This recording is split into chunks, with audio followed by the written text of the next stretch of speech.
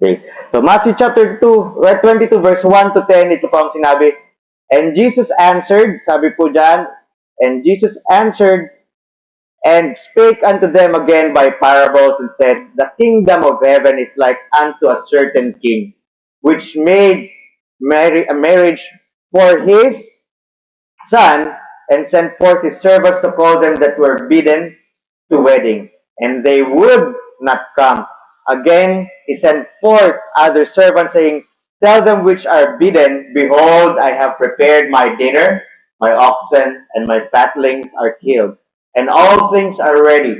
Come unto the marriage, but they made light of it. And when they raised one to his farm, another to his merchandise, and the remnant took his servants and entreated them spitefully and slew them. But when the king heard thereof, he was wroth. And he sent forth his armies and destroyed those murderers and burned up their city. Then saith he to his servants, the wedding is ready, but they which were bidden were not worthy.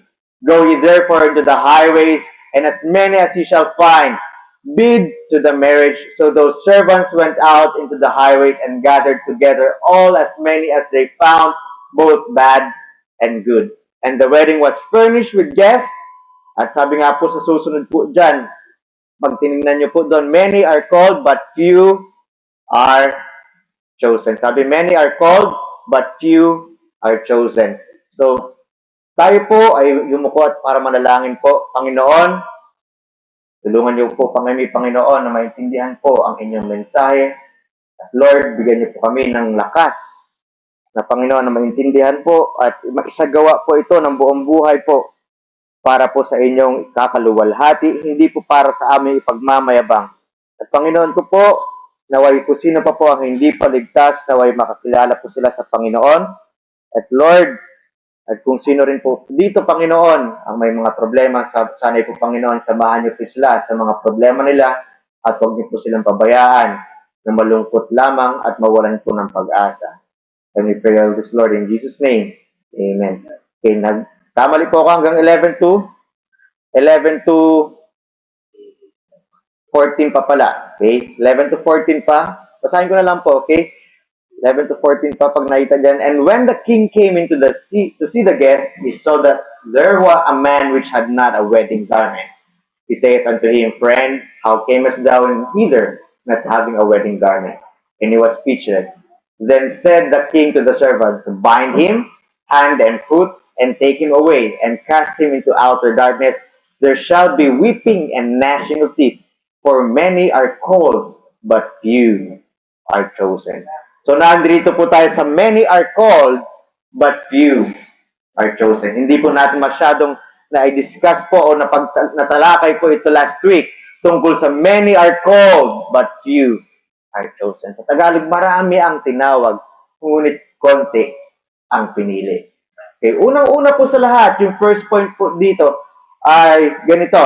Pero bago yan, tandaan po natin sa chapter 21 pa lang, ito na po ang ibig sabihin yan. May mga punong pari doon at yung mga leader po ng bawat angkan o yung Sanhedrin ay talagang nagagalit at question yung otoridad ni Kristo. Ngayon si Kristo po ay gumawa nagsabi ng parabola. Yung unang parabola yung tungkol sa dalawa niyang anak. Yung unang anak po, sinabi niya, Oy, pwede ba magtrabaho ka doon sa aking ubasan? Pero sabi ng unang anak, ayoko nga. Ayoko, sabi nga. Yung pangalawa naman, sabi, sige. Pero yung unang anak, nagsisi sa sinabi niya at siya ay nagtrabaho na maigi sa ubasan. Pero yung pangalawa, ang ginawa niya, umuha siya, pero hindi naman pala gagawa ng totoo para sa kanyang ama. Yung pangalawa naman, ay ganito, siya naman po, mayroong isang mayaman na mayroong malaking lupain. At ang ginawa niya, nagtanim po siya ng mga ubas. Nilagyan niya pa po ng dingding yung paligid ng kanyang ari-arian na malaki. Tapos nagtayo pa po siya doon ng wine press o sabihin natin faktorya po ng pigaan ng ubas para gumawa ng juice. At ang ginawa niya, umalis siya at siya po ay naghanap ng mga taong pwede magtrabaho doon. Hindi niya ginamit ang kanyang mga taga-silbi o yung kanyang mga alipin, kundi naghanap na ibang tao. Ang ginawa po ng ibang tao, sabi niya, bibigyan ko kayo ng inyong hati para dito at ako'y alis. Pero alagaan nyo, sabi niya sa mga taga-alaga ng mga ubas. Nung umalis siya, pinadala niya yung kanyang mga taga-silbi. Ang ginawa ng mga nag-aalaga, dahil ayaw magbigay ng kanilang mga dapat ibigay, yung pagmamay-ari mismo ng may-ari, pinatay nila yung taga-silbi. Dala na naman yung may-ari, mas marami pa at may mga kawal. Pero ginawa na naman ng mga ng mga hortelano, pinagpapatay naman. Ngayon sabi naman ng mayaman, hari tuloy, sabi, ipapadala ko na yung aking anak. Sigurado, gagalangin na siya ng mga ito. Pero ganun pa man, pinag-isipan pa rin na masama. Pinag-isipan na nila na ilalabas po yung kanyang anak, yung tagapagmana, ilalabas dun sa kanyang property at doon papatayin. At ginawa nga nila yun. At nagalit yung may-ari ng ubasan. So ito po, pagkatapos nun, ito na yun yung tungkol sa may kasalan. So sa kasalan, ano pa nangyari din sa kasalan? Una, sabi, tawagin nyo, meron akong mga inimbita. Alam mo yung mga taong malapit sa kanya, yung mga lugar. Kung kakilala niya siguro, mga kamag-anak niya pa yun. Pero nung inimbita niya, hindi pinapakinggan yung mga taga-silbi. Sabi, magpadala pa kayo. Nagpadala siya ulit at imbitahin niyo ulit. Nag-imbita ulit. Pero ang ginawa, sila po ay nagtrabaho. Pumunta sa puwirin, pumunta sa kanilang mga negosyo. Yung mga wala namang ginagawa, kinuha yung mga alipin, pinagbubugbog at pinagpapatay na naman. Ngayon, nagalit yung hari. Pinagsisira yung syudad ng mga taong inimbita niya. Lalo na yung mga taong gumawa ng masama sa kanyang mga alipin. Tapos sabi niya, pumunta kayo doon sa highway, sa mga daanan, imbitahin lahat ng kayang imbitahin. At pumunta sa highway yung mga kanyang alipin. At ang ginawa, nag-imbita na nag-imbita. Pero merong inimbita na isa, sigurado na dapat nagbibigay siya ng mga damit. Kasi hindi siya nakadamit pang kasal. Sabi, ba't hindi ka nakadamit pang kasal? Sabi ng hari, dahil hindi ka nakadamit pang kasal, itali yung kamay niyan at paa at parusahan niya. Diba ba? Ngayon, sabi niya ganun din. Itapon siya doon sa madilim na lugar kung saan may pag-iiyak ng sakit at pagngingit-ngit ng ngipin dahil sa sobrang sakit ng kanilang nagdaramdaman. Ngayon, sinabi dito, for many are called, but few are chosen. Una po sa una, ang many po, ano yung ibig sabihin ng many? Hindi po ito si Manny Pacquiao. Hindi rin po ito si Floyd Mayweather. Okay? If many po, ibig sabihin ay marami. Parang sea of people. Pag sinabi mo sea of people, dagat-dagatan ng mga tao. Pag nakakita po tayo sa TV, pag may election, pag mayroong rally campaign ng presidential candidate, nakikita ko nga yung, di ba, nung kay Bongbong Marcos, tapos sino ba si Lenny, talagang dagat-dagatang mga tao yung nandun. Sobrang dami. Pero ibig sabihin po ng many ay sobrang dami. Pero hindi lahat ng tao. Okay? Ganun po ang ibig sabihin ng many, sea of people. So sobrang dami po ang mga tao na nakakarinig po dito. Sobra-sobra. Kasi pag sinabi mong many at sinasabing at all, magkaiba po ang all. Ang all po ibig sabihin lahat po ng mga tao. Lahat po ng tao. Kasi pag tinignan po natin 2 Peter chapter 3 verse 9, 2 Peter chapter 3 verse 9, yung all lang po dito. Ay, naging ganun. Naging smiley. Okay? Sabi niya dito, the Lord is not slack concerning His promise as men from slackness, but is long-suffering to us, not willing that should perish, but, ang sabi dito, all. All should come to repentance. Ang kagustuhan po ng ating Diyos, lahat po ng tao ay magsisi. Alam natin yung pagsisisi, pagtalikod sa kanilang mga kasalanan at ang kabaliktaran ng pagsisisi naman ay yung kaparehan niya, yung kakambal niya, ay mananampalataya kay Kristo Jesus bilang kanilang Panginoon. Ibig sabihin, kakalimutan na nila, aayawin na nila yung mga bagay na ayaw ng Panginoong Kristo. At sila po ay susunod ng lubusan sa Panginoon. Sino yung gusto niyang magkaroon ng ganun? But all. Ayaw niya na merong mawala, pero gusto niya lahat po ay manampalataya. Lahat po ay magsisi. Ganun po ang kabaitan ng ating Panginoon. Pero yung many po, ang many ay marami lamang. Sobrang dami. Hindi po lahat ay tinawag. Hindi po lahat. So, bakit hindi lahat? Kasi may ibang tao talaga na alam ng Diyos na hindi naman kailangan na marinig ang salita ng Diyos dahil wala rin namang mangyayari. Tandaan po natin, pag tingnan natin sa Revelation, I am the Alpha and the Omega, the beginning and the end.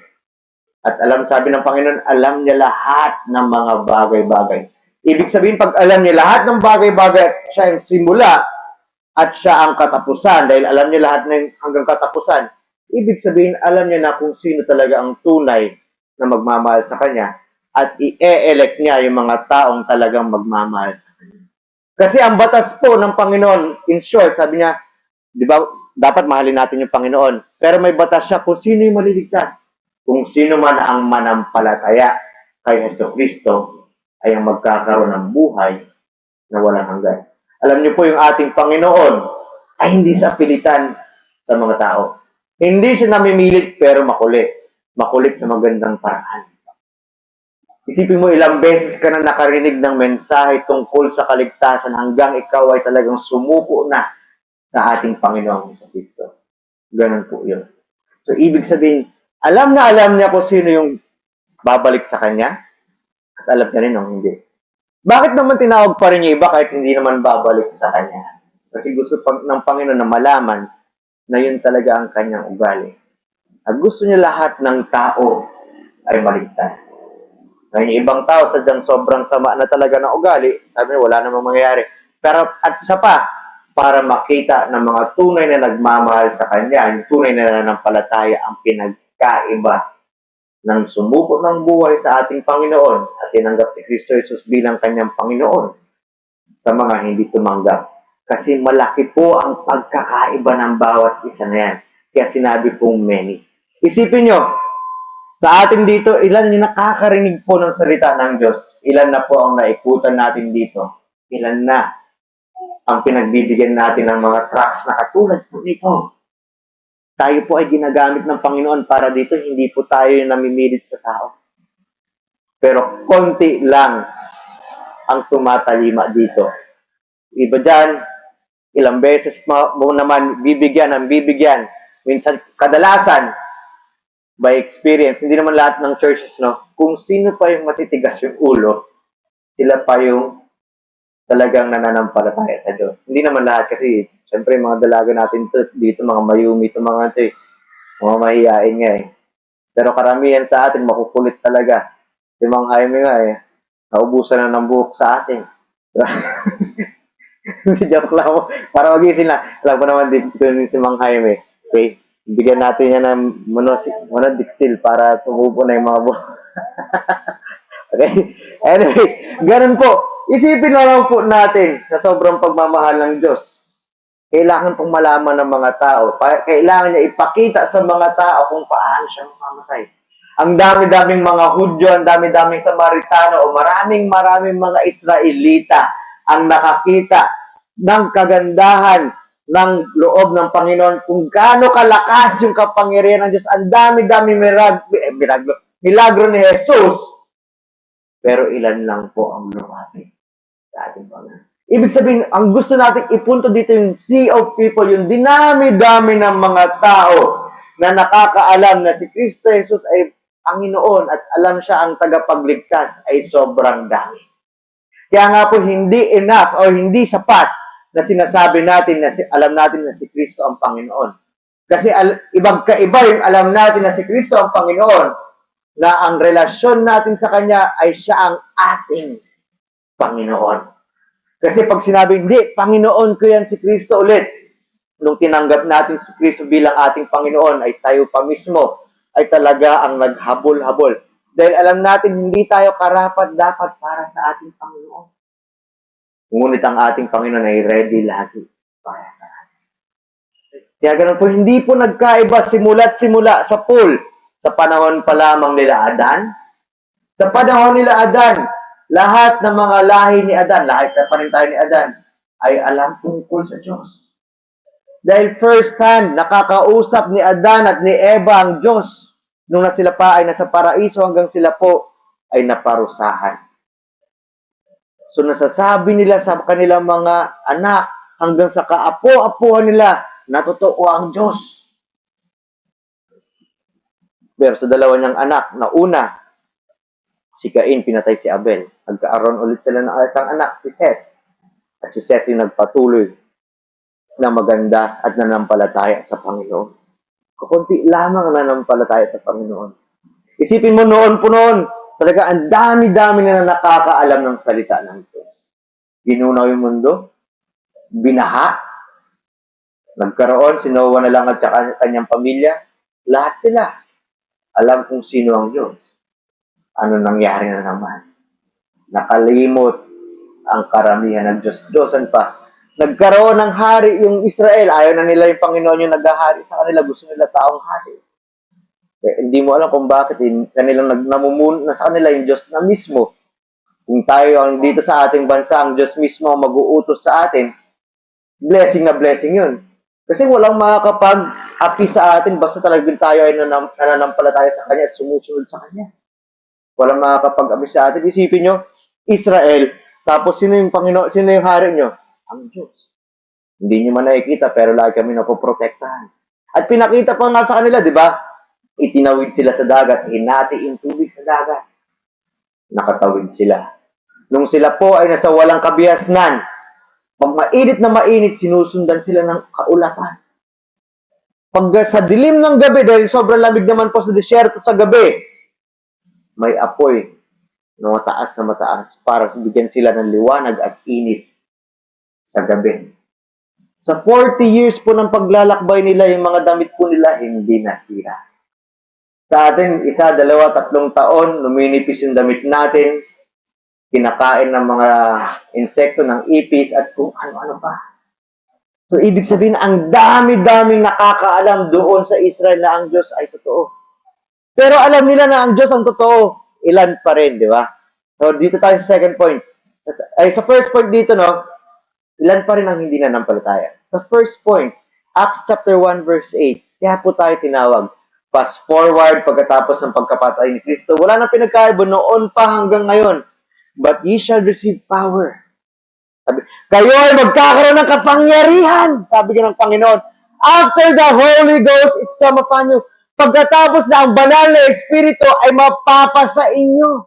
Sa lahat ng nananampalataya sa Diyos, ang banal na Espiritu ay nasa atin. At ano mangyayari, sabi niya sa kanyang mga disipulo, hindi lamang apostoles ito. And you shall be witnesses, kayo po ay magiging tagapag-testigo. Kayo ang saksi sa lahat tungkol sa akin, doon sa Jerusalem, doon sa buong Judea, sa buong Samaria, o ibig sabihin mula sa Jerusalem, sa bayan ng Jerusalem, sa kaharian po ng Judea, sa kaharian ng Samaria, pag pinagsama mo ang Judea at Samaria, ito yung buong Israel. Pagkatapos ng at sa lahat ng kasuluk-sulukan ng mundo. Kaya po yung ating simula kanina, tayo po ay ginagamit at salamat sa Diyos dahil ito'y gawain ng Diyos. Pero ginagamit tayo ng Diyos dahil yung banal na Espiritu ay nasa atin at nagagawa natin na ipagkalat yung salita ng Diyos. Ang dami ng nakakarinig ng salita ng Diyos. Sobrang dami. Ngunit balik tayo sa pangalawa. Una is Sea of People, the sad part. Ang dami-daming ang tinawag. Pero ulit, pagdating doon kila Adan at Eva, ang daming walang nananampalataya. Ayaw nilang manampalataya. Ganito rin po ang nangyayari doon sa Israel. Isipin nyo, pinunong pare, mga pinuno ng bawat angkan doon sa Israel na aral po doon sa salita ng Diyos. Kilala nila kung ano ang magiging Hindi naman itsura kung ano ang magiging ugali ng tagapagligtas. Ano yung mga propesiya tungkol sa tagapagligtas at laging ginagampanan ni Kristo Jesus ito. Pero ayaw nilang maniwala. That is the second point, the sad part. Ang dami sa atin na alam na pag tayo ay hindi nanampalataya sa Panginoon, ay iitsakwerahin ko ito. Kahit ilang beses na natin ma-explain sa kanila, pag ikaw ay hindi nanampalataya kay Kristo Jesus bilang iyong Panginoon, personal na Panginoon, ibig sabihin, gusto mo siyang pagsilbihan ng buong puso at binigay mo na sa Kanya lahat-lahat, pati hininga mo. Ikaw ay magkakaroon ng buhay na walang hanggan. Pag hindi, pupunta ka doon sa impyerno, sa dagat-dagatang apoy, na sobrang dilim na may apoy na hindi, sobrang itim din, sa sobrang sakit, ay hindi mo na talaga alam ang gagawin mo, kundi magingit-ngit na lang ngipin mo hanggang nagsisigaw at mayroong mga uod na lumalabas-pasok sa iyong katawan. At siguro yung mga uod na ito hindi normal. Masakit. Isipin nyo naman, pag may yung lumalabas dito, pag kayo nga, di ba nakainom ng tubig, tapos bigla kayo nasamid at lumabas yung tubig dito sa ilong, ang sakit. Hindi mo maintindihan. Hindi po ba? So, ganun po sa impyerno. Habang buhay po na binibigyan kayo ng sakit doon, pero ayaw pa rin maniwala ng tao. Di, okay lang, impyerno lang yan. Doon kami mag-ahari. Pag binasa po natin yung Biblia, yung sinabi po sa impyerno, kahit mismo yung mga demonyo, yung mga angkan ni Lucifer, ayaw po doon sa impyerno. Bakit? Kasi sila po doon ay pinaparusahan. Tandaan niyo po si Legion nung atin na pag-aralan dito sa Mateo, sabi, hindi pa namin oras o anak ng Diyos. Ano ang ginagawa mo dito? Sabi nila, di pa namin oras. Kung pwede, dyan mo na lang kami ilagay sa mga baboy. Kesa doon na, sa oras ng paghahatol namin na kami ay doon, dagat-dagata apoy at walang hanggang kaparusahan. May kita nyo rin po dyan. Pag tinignan nyo sa Revelation chapter 20, ang impyerno ay nakareserve sa kay Satanas at sa alagad ni Satanas, sa mga bulaang propeta, etc., etc. At sa mga taong hindi nakasulat sa libro ng buhay. Pero ayaw nilang maniwala. At ang ginawa ni Kristo para maniwala sana yung mga tao ng panahon na siya ay nagkatawang tao, anong ginawa niya? Siya ay nabuhay bilang isang tao para ipakita sa atin na kaya nating hindi magkasala. Isa pa yung pinaka-mission niya, dahil sa kanyang kamatayan doon sa cross, ay mamamatay siya exclusively sa mga taong mananampalataya sa Kanya. Lahat ng mananampalataya sa Kanya. Tinatawag niya lahat ng tao sana na manampalataya sa Kanya. Pero marami ang ayaw. Hindi naman siya mamamatay ng permanente dahil sa ikatlong araw siya po ay nabuhay na magmuli.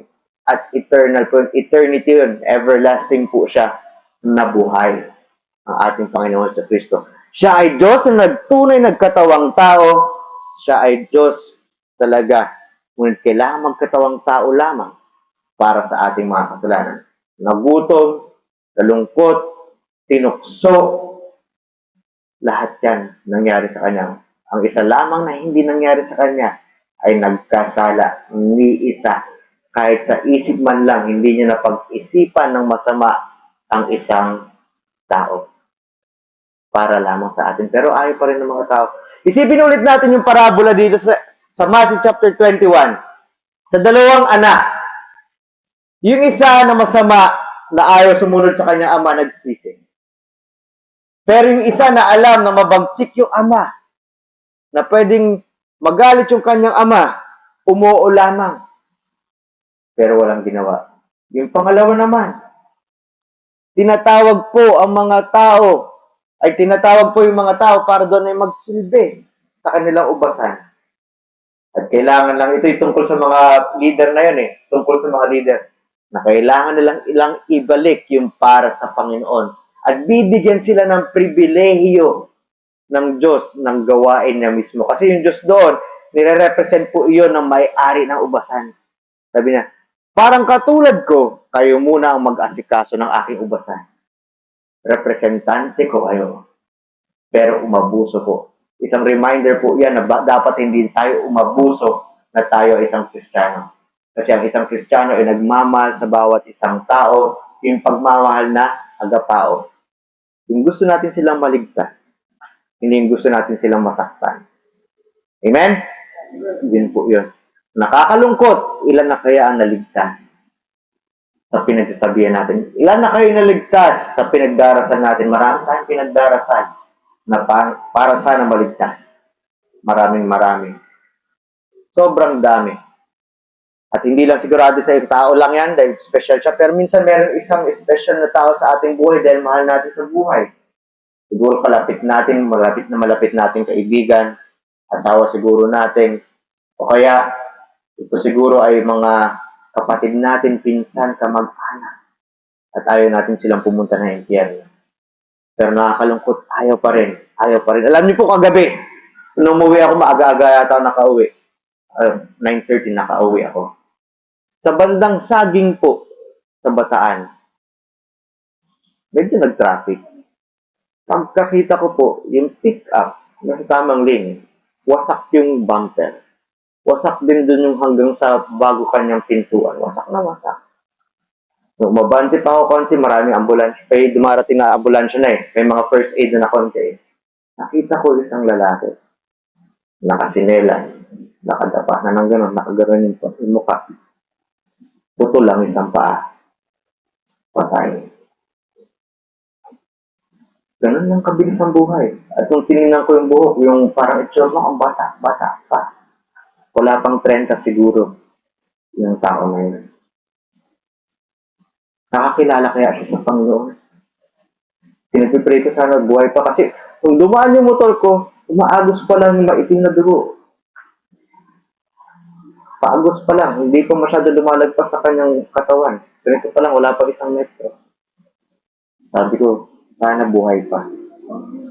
Sana buhay pa at makakilala sa Panginoon.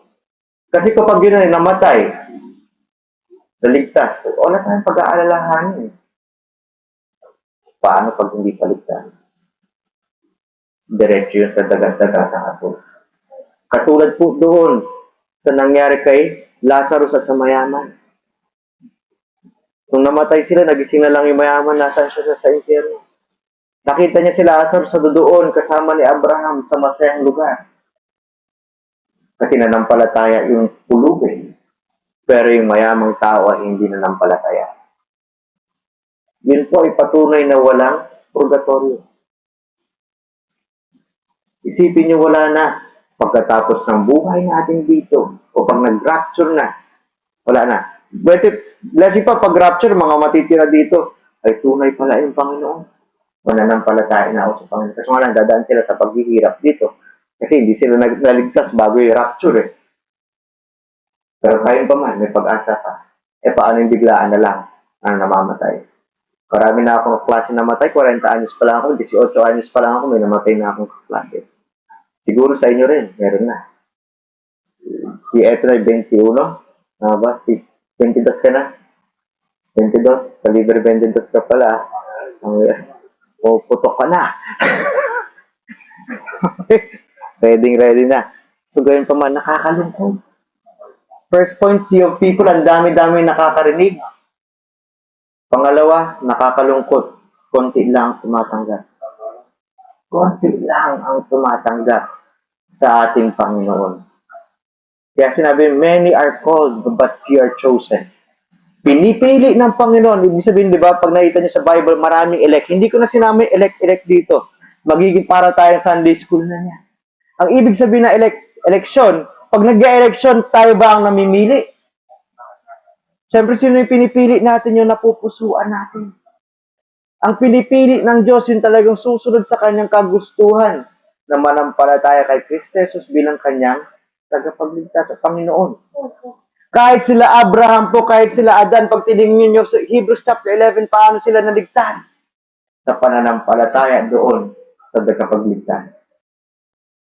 Simula pa lang, simula kay Adan, hanggang sa ating panahon, hanggang sa dulo ng mundo, katapusan ng mundo na ito, ang tanging paraan para maligtas ay manampalataya sa tagapagligtas at Kristo. Kila Adan pa nga, hindi nila kilala kung sino si Yeso Cristo, sino yung magiging tagapagligtas. Pero nanampalataya sila sa Diyos na meron magkakaroon ng tagapagligtas. Yun pala yung Diyos din mismo yung tagapagligtas. At tayo, alam na natin na si Yeso Cristo po yun. Isa sa mga katauhan ng Diyos. Iisa lang kasi yung ating Diyos. And the third point is to save people. Tayo po yun. Napaka-blessed po natin na tayo po ay naligtas. Hindi dahil sa ating kalakasan, hindi dahil sa ating tayo ay magaling. Anong sinabi sa Ephesians chapter 2, verse 8 and 9? Ephesians chapter 2, verse 8 and 9. Ano sabi dyan? Diba? For by grace ye are saved through faith and not of yourself. It is the gift of God. Niregalo po ito sa atin. Ibig sabihin, regalo po ito ng Diyos at hindi po sa ating sarili o dahil sa ating sarili na tayo po ay nailigtas. Sabi, ito ay regalo ng Diyos. Hindi sa pamamagitan ng ating paggawa, lest any man boast, para wala pong mayabang. Ulit, nung naligtas po tayo, makikita nyo rin po sa Romans, paano tayo nagdasal? Hindi dahil sa meron nag-guide sa atin magdasal, kundi sinabi sa Romans, yung banal na Espiritu, alam na alam po o kilala tayo. Kilalang kilala niya rin ang Diyos. Siyempre siya ay Diyos. Kaysa siya ng Diyos Ama, Diyos Anak. At siya po ang nagbibigay sa atin sa pinakaibuturan ng ating puso na magdasal. Kaya doon tayo po naligtas, yung banal na Espiritu po ang may gawa. Yung mga tao umaayaw po na maligtas. Kasalanan nila yun kasi ayaw nilang sumuko. Ayaw nilang pagganahan yung banal na Espiritu sa kanila kasi yung Panginoon natin Diyos sobrang bait. Binibigyan tayo ng choice kung anong gusto natin gawin. Pero ito binibigay natin yung magandang balita. Gagawin pa rin ng karamihan ng tao ay hindi maligtas pero tayo blessed, ligtas. So tayo. Sa Matthew chapter 27 verse 21 hanggang 23. Sinasabi yan, hindi lahat na nagsasabi sa akin, Panginoon, Panginoon. At sabi ito, ay papasok sa kaharian ng langit. Hindi lahat na nagsasabi sa akin, Panginoon, Panginoon, ay papasok sa kaharian ng langit. Kasi ang dami nakakakilala sa Kanya bilang Panginoon, katulad ng nasabi po kanina, Panginoon, sino si Yeso Cristo, Panginoon? Yung pansin nga, demonyo, kilala siya na Panginoon eh. Nanginginig pa nga sila eh. Pag nakita nyo yung verse na yan sa James yata or 1 John, pag tingnan nyo, nanginginig pa yung mga demonyo na ito. Pero, alam nila sila yung si Jesus ang Panginoon. Pero kahit kailan, pinarelasyon nila kay Jesus ay hindi siya ang Panginoon. Panginoon nila ang sarili nila o Panginoon nila si Lucifer. Yun po ang mga nangyari sa mga angkan ni Lucifer, yung mga demonyo. Hindi lahat na nagsabi sa akin ay Panginoon ay papasok sa kaharian ng langit. Sabi dito, sino makakapasok? Ngunit siya na gumagawa ng kagustuhan ng aking Ama, ang aking Ama na nasa langit. Ginagawa ba natin kagustuhan ng ating Ama? Oo. Paano? Kaya sinasabi natin ating Ama kasi, di ba, sinabi sa John 1:12, for many has received him, to them gave he power to be the sons of God, even to them that believeth in His name. So, Ama na rin natin siya. Pero ano yung unang pagsunod pa lang doon? Yung pagsuko natin na si Kristo ang ating Panginoon. Sabi, ayoko na, suko na ako, Panginoon sa Kristo. Please, tanggapin mo ako bilang iyong alipin. At yung pagkatapos nun, babaguhin tayo ng Panginoon. Tama po ba? Kahit sino ba yung nagbago sa atin ng Panginoon? For if any man be in Christ, sabi sa 2 Corinthians, he is a new creature. Behold, all things has passed away. Behold, all things has become. Sa Tagalog, sa dinami-dami ng tumanggap. At kung sino man ang nakay Kristo na, ba? Siya po ay binago na ng Panginoon. Yung lumang siya ay wala na. Siya ay bagong nilalang na. Binago siya ng Panginoon. Kaya tayo nakasunod sa Panginoon eh. Paano tayo binago? Tinanggal na. Pinasa ni Kristo sa krus ang ating mga kasalanan. Ikinamatay niya na. yung mga kasalanan ng nananampalataya sa Kanya at mananampalataya pa lamang sa Kanya. At yung banal na Espiritu sa ating panahon ngayon, nasa bawat isa na nananampalataya sa Panginoon. Kaya kaya natin gawin yung kagustuhan ng Diyos sa langit ay ito'y punong-puno ng pagmamahal. At sabi nga ng Panginoon, marami ang magsasabi sa akin sa araw na yun, Panginoon, Panginoon, hindi ba kami nagpropesiya sa iyong pangalan? Tinuturo nga namin yung Biblia, Panginoon eh. At sa iyong pangalan, kami pa ay nakapagtabol ng mga demonyo. At sa iyong pangalan, kami ay nakagawa ng mga gandang o nakakatuwa o kababalaghang mga gawain. At sasabihin ko sa kanila, hindi ko kayo kilala. Hindi ko kayo kilala. Kasi ang paggawa ko nila dito ay karamutan po. Katulad po ng parabola po dito ng mga tao na nagtatrabaho doon sa ubasan. Alam na alam nila, ginagawa nila yung gawain, pinapagawa sa kanila ng Panginoon, pero hindi sa kanilang puso. May sarili-sarili silang motibo. Ano yung motibo ng tao? Pansarili. Kadalasan pansarili yan. Para masabing mabait siya, para masabi siya ay magdakila, siya ay magiting, para siya ay maging sikat. Yun po ang tao. Kadalasan po ng tao na talagang gusto magpasikat, ang galing-galing mag-preach. Kung saan-saan po nararating. Pero kadalasan, minsan, o kadalasan po sa kanila, pag nasa harap ng pulpito, ang pinagmamayabang nila, sarili nila. Hindi nila sinasabi, biyaya ng Panginoon na gawa ko to dahil yung Panginoon ang gumawa ng mga bagay na ito. Yung iba ang gagaling magbigay ng para ikaw po ay ma-encourage. Ang gagaling nila pero wala naman tungkol sa Diyos pagdating sa harap. Ang sasabihin pa nila, walang tutulong na iba sa inyo kundi ang inyong sarili. Maling-mali. At sabi sa Proverbs chapter 3, trust in the Lord with all thine heart and lean not in thine own understanding. Sa Tagalog, magtiwala sa Panginoon ng buong puso at wag maniwala sa iyong sarili. In all thine ways, acknowledge Him. Sa lahat ng bagay, bigyan mo ng patotoo. Ibigay mo sa Panginoon na ang Panginoon ang gumawa ng magaganda. In all thine ways, acknowledge Him. Pero tingnan niyo yung mga yung motivational speaker, yung mga motivational rice na yan. Yung motivational rice na ba kayo? 100, 1 cup. Ang gagaling nila magsalita eh. O ito, gawin mo yan, gawin mo to. Ako ganito, ako ganito. Ako ganito nasa harap niyo po ngayon dahil lamang sa biyaya ng Panginoon. Pero sila hindi po. Ako ganito, ganyan. Huwag niyong pansinin yung ganito, ganyan. Ang gaganda. Talaga mahuhuk ka eh. Iba mayaman. Meron yung isa eh. Kilala niyo, may big bro ba dito? Yung parang milk tea. Big bro. Kilala yan. Yung may-ari no nagsasalita sa harap ng pulpito. Pero pula ang propeta. Meron siya, big bro siya. At meron siya isang shop, pangalan Lemonyo. At sinabi niya si Yahweh, Demonyo. Tapos sabi niya yung kay Adan at Eva, iniba niya ibig sabihin kay Adan at Eva doon sa pulpito. Yung pagkain sa prutas, sabi niya, hindi. May ginawa sila na hindi yun. Ang pangit lang sabihin kaya hindi ko masabi dito. Search nyo na lang sa Facebook. Ang salbahe. Pero ang galing magsalita.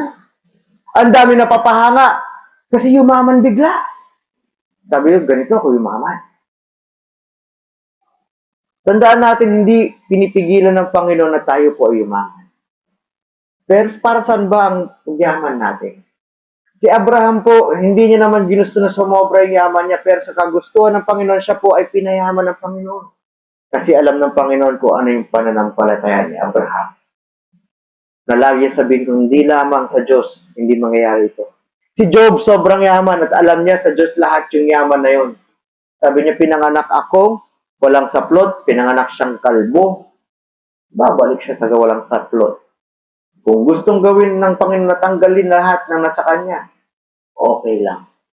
Kasi lahat naman galing sa Diyos. Ina-acknowledge niya lagi yung Panginoon. Hindi niya sinasabing magaling ako o dahil ako. Ito yung mga saved people na talagang nagmamalasakit sa inyo. Hindi katulad dito na sinasabi, Lord, Lord, Lord, Lord. Tinawag niyo pang Panginoon si Kristo, pero ayaw nilang makinig kay Yesu Kristo. May sarili silang mga batas. Makikinig sila sa Biblia pag gusto lamang nila, pero pag hindi ito naaayon sa kagustuhan ng kanilang buhay, tsakwera yan. Tandaan natin, ayaw po ng Diyos yun. Pag tinignan natin yung Revelation chapter 22, verse 18 and 19, ano ba yung Revelation? Chapter 22, verse 18 and 19, bawal magdagdag, bawas. Dito pa lang may nag-ano sa eleksyon, di ba? Sabi dito, at sinasabi, ako ay nagpapatawa sa bawat tao na nakakarinig ng mga salita ng propesiya na itong libro na ito. Kung may tao man na magdadagdag sa mga propesiya na ito, sa mga bagay na ito, sabi nga, ang Diyos ay magdadagdag ng mga paghihirap na nakasulat sa libro na ito. At kung meron mang tao na magtatanggal ng mga sulat mula sa libro ng propesiya na ito, ang Diyos ay magtatanggal sa kanyang pangalan sa libro ng buhay at sa labas po ng banal na bayan at sa mga bagay na nakasulat sa libro na ito. Ibig sabihin pa lang sa simula pa lang, hindi na siya ligtas. Hindi na ligtas yung tao na. Pero blessing sa inyo, nagiging paraan lang po ito. Bakit po natin ito nasasabi? Maging warning po sa atin. Hindi po sa atin nagsasabi tungkol sa Biblia ay talagang totoo. Kaya po sa atin, dapat kine-check po natin yung bawat tinuturo po ni Pastor dito sa harap. Ako po ay tao lamang. Pero basahin po natin ang Biblia. Kaya makulit na makulit po ako sa inyo na basahin yung Biblia kasi hindi naman ako yung bida dito eh. Kumbaga ako lang yung parang speaker na yan eh. Ginagamit lang po ako ng Diyos at salamat sa Diyos, ginagamit ako. Kasi wala namang karapat dapat na gamitin dito eh. Pero binigyan lang po ako ng pribileyo na gamitin dito. Kaya huwag kayo makinig sa akin. Tignan nyo kung tama po yung tinuturo ko dito sa salita ng Diyos. Kasi hindi lahat ng tao nagsabi, Lord, Lord, ay makakapasok sa langit. Pero pag ang inyong puso, chinek nyo talaga, hindi mahal ko yung Panginoon, oo, nagkasala ako, pero ayoko na yung magkasala na yan. Kasi yung taong tunay na ligtas, ganito yung kanya ugali. Ayaw niya na yung ginagawa niyang kasalanan. Hindi niya pinagmamayabang pag siya ay nagkasala. Itinatago-tago niya na talagang humihingi ng tawad sa Panginoon. Nalulungkot siya sa bawat kasalanan na ginawa niya sa Diyos. Hinahanap-hanap at kinikilala niya lalo si Kristo kaya binabasa niya yung Biblia. Nakikinig sa mga turo, sa mga ginagamit ng Diyos na nagtuturo. At syempre lumalabas sa kanyang ugali. Kaya nga sinabi sa Ephesians, pag ikaw ay punong-puno ng banal na espiritu at hindi sa alak, ikaw ay mapapakanta na lang singing, making melodies in your heart. At kung ano yung napag-aaralan nyo tungkol sa Diyos, ay nagagawa na i-enable natin yung kapangyarihan ng banal na espiritu. Yung pananampalataya ni Jesus na ibinigay niya sa atin ay gumagana dahil pinapagana ng banal na espiritu para sa atin. Kasi perfecto yung pananampalataya ni Jesus eh. Ang binigay niya sa atin yun. Lahat ito ay pananampalataya ni Jesus. Yung ating sariling pananampalataya. Paano yung sinasabi ng Biblia? Ibabalikan na ulit natin yun sa ibang mga preaching. Dapat magkaroon ka ng pananampalataya kay Jesus. Ulit, sino yung nagbigay una? Sino nagbigay ng lakas sa atin para tumanggap sa Panginoon? Banal na. Espiritu. Isang verse po kanina. So doon pa lang, sa umpisa pa lang, bago pa tayo magsalita sa Panginoon, nananampalataya na tayo. Binigyan na tayo ng lakas. Pero paano yung mga ayaw magsalita? Binibigyan na sila ng pananampalataya, pero ayaw nila. Ayoko! Sabi nila, ayoko. So yun po, sa atin, marami po ang nakakarinig ng salita ng Diyos. Pero sana po, hindi kayo nandoon sa marami na sad reality, sad people, kasi pupunta na impyerno. Sana nandoon tayo sa saved people na sobrang saya kahit gaano kahirap po sa mundong ito. alam natin na pupunta po tayo sa langit. Dahil alam natin itong lugar na ito ay hindi nating lugar. Alam natin na ang Panginoon sinabi nga sa John chapter 14. Basahin po natin. John chapter 14. Okay, we're happy people. John chapter 14. Verse, lagay na natin 1 to 5 para sure 1 to 3 lang naman ito eh. Okay? Let not your heart be troubled. Sabi ng Panginoon, huwag kayong mag-alala, huwag yung pabayaan yung inyong puso ay mabalisa. Kanta mo nga ay mamaya, tara. Huwag kang mabalisa sa anumang bagay. Okay? You believe in God, manampalataya sa Diyos. Manampalataya kayo rin kayo sa akin kasi sabi niya gano'n, sa bahay ng aking ama ay maraming mansyon. At pag hindi yan totoo, hindi ko sasabihin sa inyo to. Sabi niya, ako ay pupunta doon para gawin ang lugar para sa may mansion po tayo doon sa langit. Amen? Okay, mabalisa. So let's pray. Panginoon naming Ama, salamat po sa paggamit po sa akin na mag-preach. Naway po Panginoon kayo po mapansin. Naway Panginoon, kapag kami kasama doon sa maraming tao, ay hindi kami kasama sa sad people, kundi sa saved people. At Panginoon, naway ang ugali namin ay talagang sumusunod-sunod sa inyo ng buong puso at buong pagmamahal. Dahil alam namin sa aming puso na kami ay alitin. Ngunit Panginoon, napakabait ninyo. Tinuturo niyo po kami mga anak. Maraming salamat po Panginoon sa oras na ito. Naway po Panginoon, may pamahagi namin ito. Maisapamuhay po namin ang salita na ito. And we pray all this Lord in Jesus' name. Amen. So let's sing muna one song bago po mag